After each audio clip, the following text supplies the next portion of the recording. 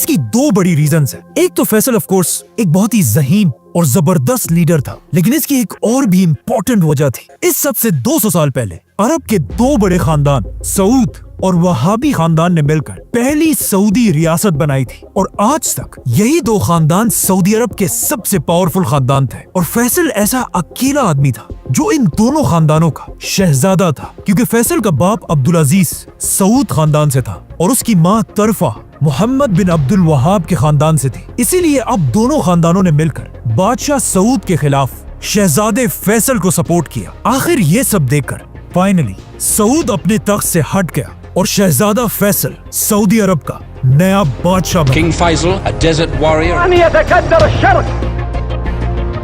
और बादशाह बनते ही फैसल ने अपनी पहली स्पीच और कहा कि ए लोगों, मुझे अपना बादशाह नहीं बल्कि अपना दोस्त और नौकर समझो, क्योंकि तुम्हारा बादशाह मैं नहीं बल्कि इस पूरी कायनात का सिर्फ एक ही बादशाह है, और मेरा ये तख्त कोई तख्त नहीं, तख्त भी सिर्फ अल्लाह का ही है। अब फैसल बादशाह तो सऊदी अरब के उलमा के सपोर्ट से बना था, लेकिन बादशाह बनते ही शाह फैसल ने कुछ ऐसे काम किए जिससे उलमा फैसल के खिलाफ होने लगे।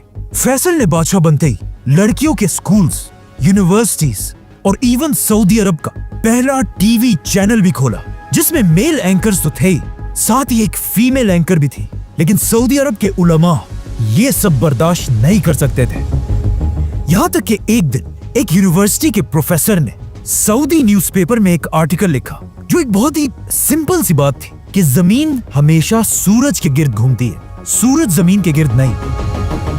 ये न्यूज़पेपर पूरे सऊदी अरब में फैल गया, लेकिन जब इस आर्टिकल का सऊदी अरब के बड़े मुफ्ती शेख बिन बाज को पता चला तो उन्होंने ऐलान किया कि ये सब बिल्कुल झूठ है, और फिर खुद न्यूज़पेपर में आर्टिकल लिखा कि जमीन सूरज के गिर्द नहीं बल्कि सूरज जमीन के गिर्द घूमता है। जमीन तो साकिन है बेटा। शेख बिन बाज का ये आर्टिकल सिर्फ सऊदी में नहीं बल्कि पूरी दुनिया में फैल गया, जिसके बाद पूरी दुनिया में लोग सऊदी अरेबिया और उसके उलमा पर हंसने लगे, और इसी के साथ शाह फैसल का भी मजाक उड़ने लगा।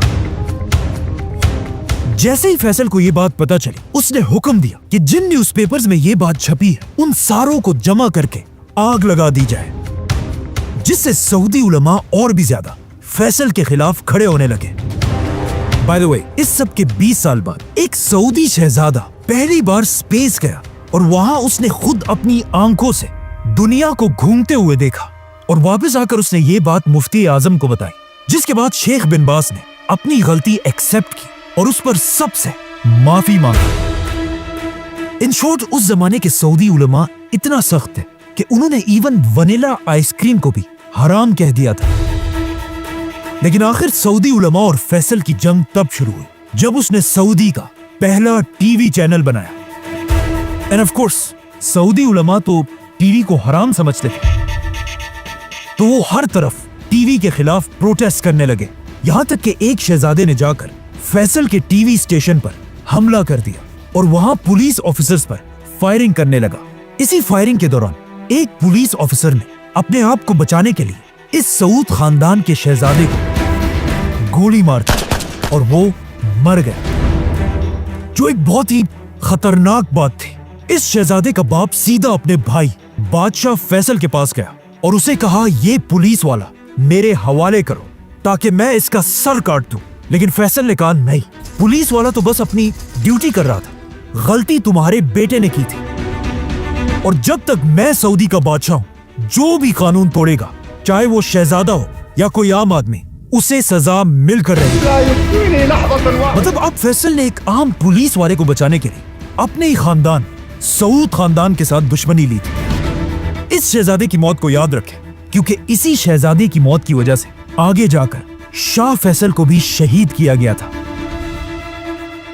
ये सब तो सऊदी के अंदर हो रहा था, लेकिन सऊदी अरब के बाहर भी फैसल आहिस्ता आहिस्ता एक इंटरनेशनल लीडर बन रहा है। Her Majesty warmly welcomed the dignified Middle Eastern ruler. क्योंकि जैसे ही फैसल बादशाह बना, उसके कुछ ही अरसे बाद एक बहुत बड़ी जंग शुरू हुई, Pakistan versus India. Why the Indians are so anxious to precipitate this war? जिसमें फैसल ने पाकिस्तान को फुल सपोर्ट किया और पाकिस्तान की फौज की मदद के लिए सस्ता तेल भेजने लगा, जिससे पाकिस्तान और सऊदी एक दूसरे के बहुत ही करीब आने लगे। और सिर्फ यही नहीं, बल्कि पाकिस्तान और इंडिया की जंग के बाद एक और जंग भी हुई, इजराइल और अरबों की जंग। Arab states went to war with the Israelis. अब इजराइल के साथ पहली जंग में फैसल के बाप अब्दुल अजीज ने फलस्तीनियों की कोई मदद नहीं की थी, लेकिन अब जब फैसल सऊदी अरब का बादशाह था, उसने अपनी 20,000 की फौज के साथ फलस्तीन और अरबों की मदद की।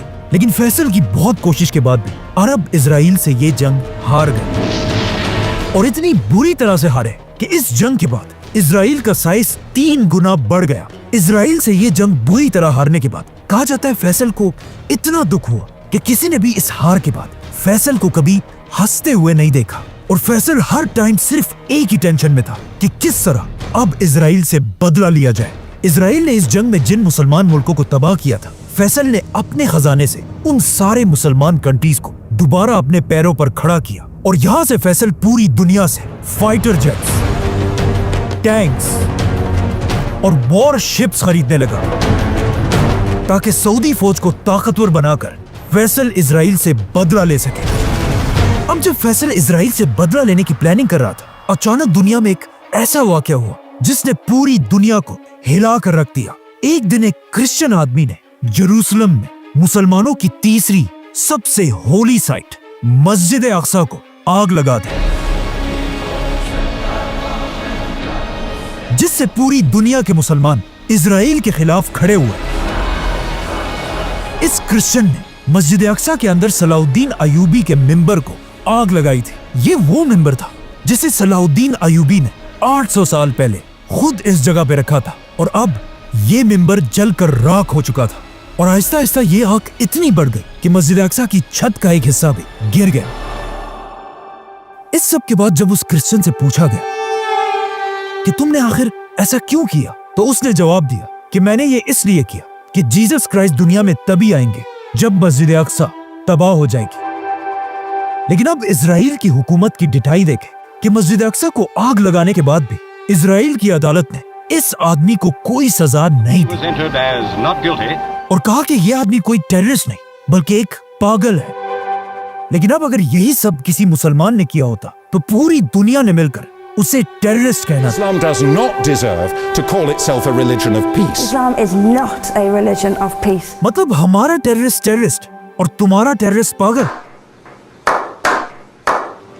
अब जब इस आदमी को कोई सजा नहीं मिली, पूरी दुनिया के मुसलमान हर जगह इजराइल के खिलाफ प्रोटेस्ट करने लगे, और सारे मुसलमान इस वक्त दुनिया में सिर्फ एक ही लीडर की तरफ देख रहे थे, सऊदी अरब के शाह फैसल।